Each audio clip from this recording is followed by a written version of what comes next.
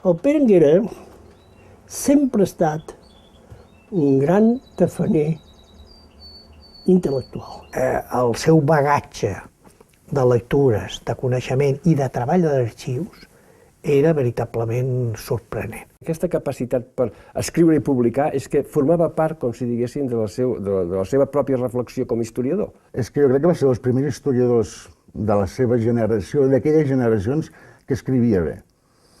Perquè sovint els historiadors el que els hi ha passat és que escriuen malament.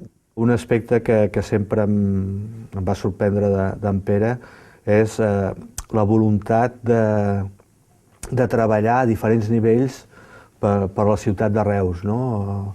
Presidint entitats, tirant endavant iniciatives, col·laborant amb unes altres, per sempre perquè aquesta ciutat pogués tirar endavant i pogués tenir un prestigi a nivell de Catalunya. L'escriptor i historiador Pere Anguera Nolla va morir el 4 de gener de 2010 a Reus, ciutat on havia nascut l'any 1953.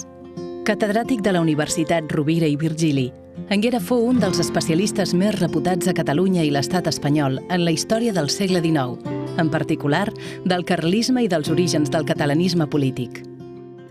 Bibliòman, editor, articulista, referent del Centre de Lectura de Reus i un dels principals renovadors de la historiografia local i nacional, Anguera és autor d'una vasta i erudita obra que l'ha situat al capdavant de la historiografia catalana del segle XX. Apassionat per l'escriptura, la seva ploma va tocar també la poesia, el teatre i la narració.